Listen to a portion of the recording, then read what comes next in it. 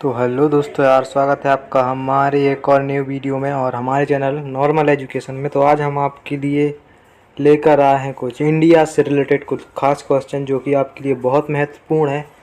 तो आइए हम लोग ज़्यादा टाइम ना बर्बाद करते हुए हम लोग वीडियो को स्टार्ट करते हैं। चलिए दोस्तों, आज का पहला टॉप क्वेश्चन देख लेते हैं। कर्क रेखा भारत की मुख्यतः कितने राज्यों से होकर गुजरती है? तो इसका आंसर होगा कर्क रेखा जो है दोस्तों, यह भारत की मुख्यतः 8 राज्यों से होकर गुजरती है। टॉप क्वेश्चन है। चलिए दोस्तों, अगला क्वेश्चन देख लेते हैं। भारत का प्रमाणिक समय उस स्थान का स्थानीय समय है जो स्थित है। तो इसका आंसर होगा इलाहाबाद की समीप। यानी भारत में जो भी समय निर्धारित किया जाता है वह इलाहाबाद की समय से निर्धारित किया जाता है। चलिए अगला टॉप क्वेश्चन देख लेते हैं। अगर आपने चैनल को सब्सक्राइब ना किया हो तो कर ले। भारतीय मानक समय किस पर आधारित होता है? तो इसका आंसर होगा भारतीय जो मानक समय है वह 82 डिग्री 30 पूर्वी देशांतर पर आधारित होता है। यह क्वेश्चन दोस्तों आपके हर एक एग्जाम के लिए अवेलेबल है।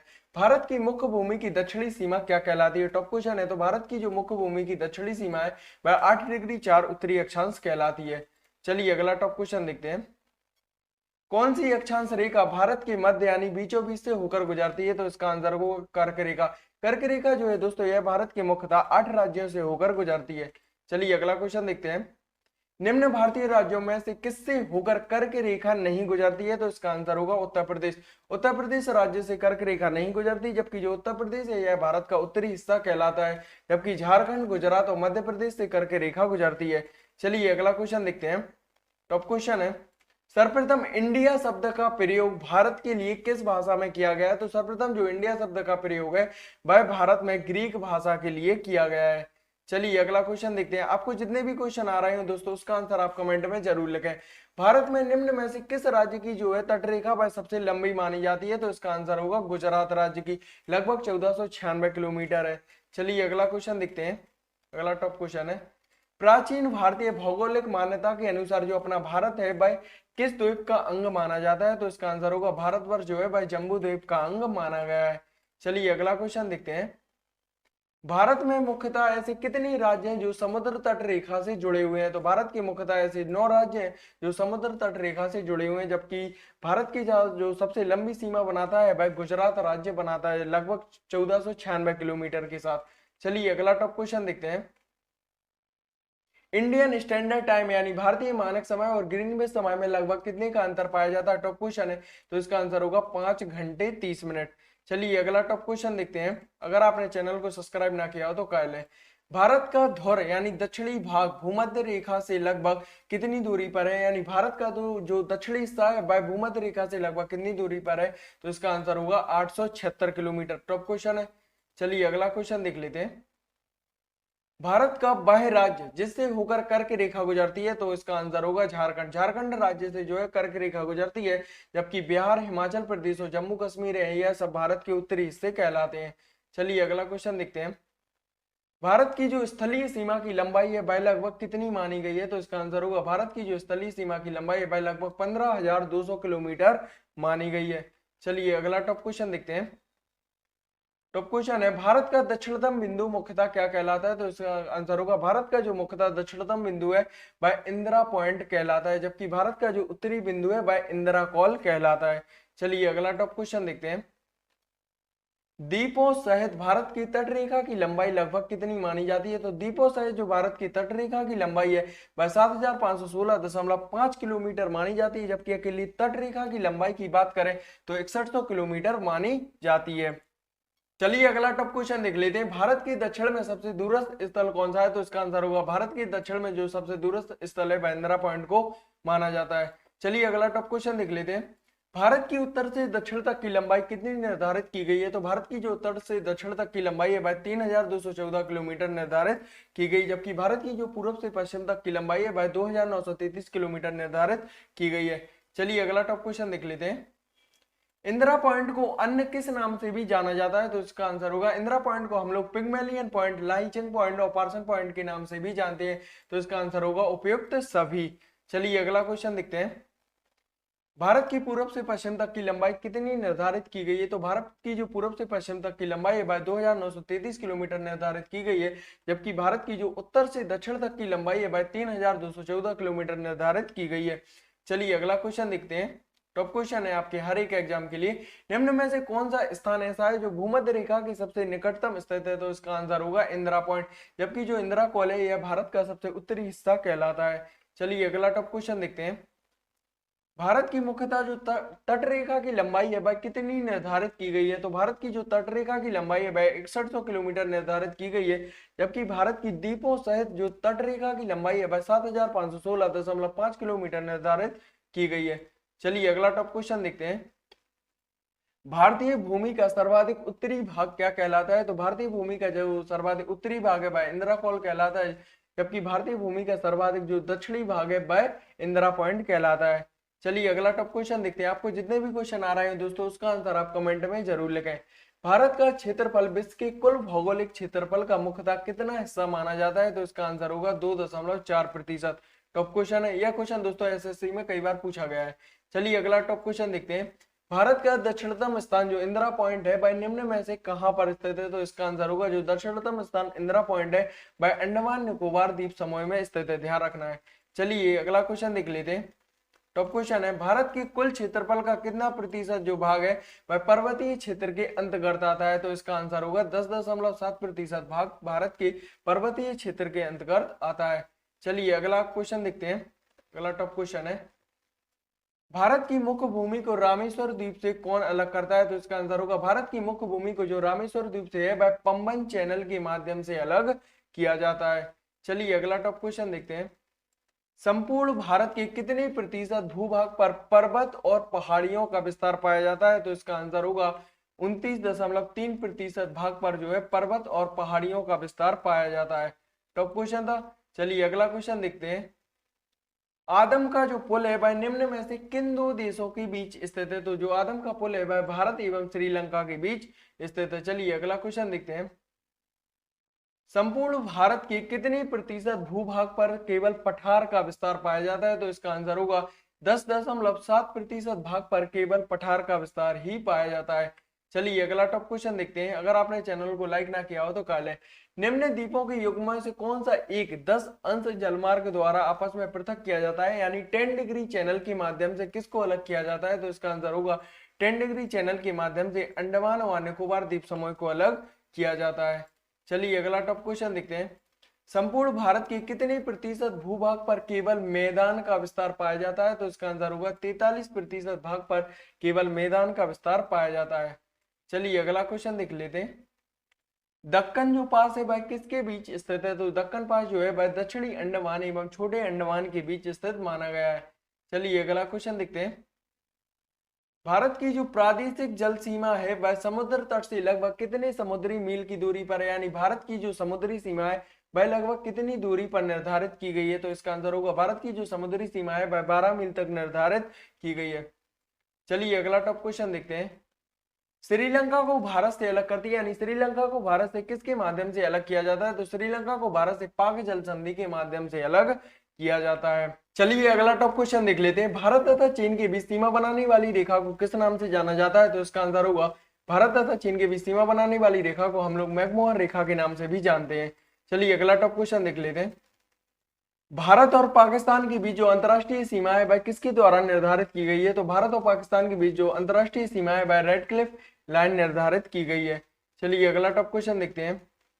भारत की बंटवारे के पहले कौन सा देश ऐसा है जो भारत के साथ सबसे लंबी अंतरराष्ट्रीय सीमा बनाता था? तो इसका आंसर होगा म्यांमार, जबकि वर्तमान में बांग्लादेश भारत के साथ सबसे लंबी अंतरराष्ट्रीय सीमा बनाता है। चलिए अगला टॉप क्वेश्चन देखते हैं। निम्न में से कौन सा द्वीप ऐसा है जो भारत और श्रीलंका के बीच में स्थित है? तो इसका आंसर होगा रामेश्वरम द्वीप जो है वह भारत और श्रीलंका के बीच में स्थित है। चलिए अगला क्वेश्चन देखते हैं। भारत एवं चीन के बीच जो सीमा निर्धारित करने वाली मैकमोहन रेखा है वह किस प्रदेश की उत्तरी सीमा पर खींची गई है? तो जो मैकमोहन रेखा है यह अरुणाचल प्रदेश से खींची गई है। चलिए टॉप क्वेश्चन था। चलिए अगला क्वेश्चन देखते हैं। लक्षद्वीप समूह में जो द्वीपों की संख्या है वह कितनी निर्धारित की गई? तो लक्षद्वीप समूह में जो द्वीपों की संख्या है वह 36 निर्धारित की गई है। चलिए अगला क्वेश्चन देखते हैं। निम्न में से किस देश के साथ भारत की अंतरराष्ट्रीय सीमा नहीं लगती है? तो इसका आंसर होगा श्रीलंका। श्रीलंका के साथ भारत की किसी भी प्रकार की अंतरराष्ट्रीय सीमा नहीं लगती है। चलिए अगला क्वेश्चन देखते हैं। थार मरुभूमि कहां पर स्थित है? तो जो थार मरुभूमि है वह राजस्थान में स्थित है।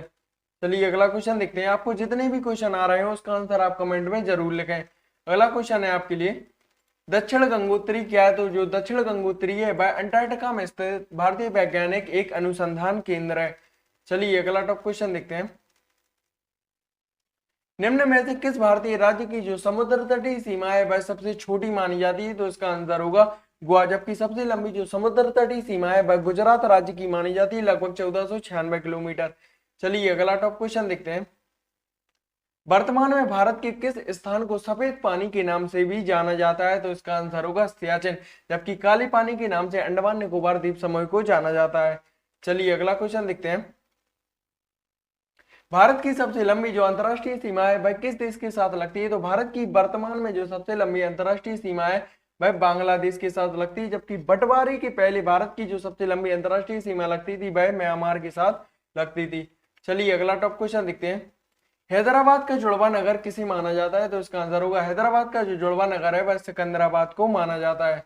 चलिए अगला टॉप क्वेश्चन देखते हैं। सबसे छोटी स्थलीय सीमा जो है भारत की वह किस देश के साथ लगती है? तो जो सबसे छोटी स्थलीय सीमा है वह भारत की भूटान के साथ लगती है। टॉप क्वेश्चन है, आपके हर एक एग्जाम के लिए अवेलेबल है यह क्वेश्चन। कोच्चि का जुड़वा नगर किसे कहा जाता है? तो कोच्चि का जो जुड़वा नगर है वह एर्नाकुलम को कहा जाता है। हमें ध्यान रखना है, वेरी मोस्ट क्वेश्चन है। कोच्चि का जो जुड़वा नगर है वह एर्नाकुलम को कहा जाता है। चलिए अगला टॉप क्वेश्चन देखते हैं। जम्मू कश्मीर राज्य का वह हिस्सा जिस पर चीन का अधिकार है वह क्या कहलाता है? तो उसे हम लोग अक्साई चीन के नाम से भी जानते हैं। ध्यान रखना है, टॉप क्वेश्चन है। चलिए अगला क्वेश्चन देखते हैं।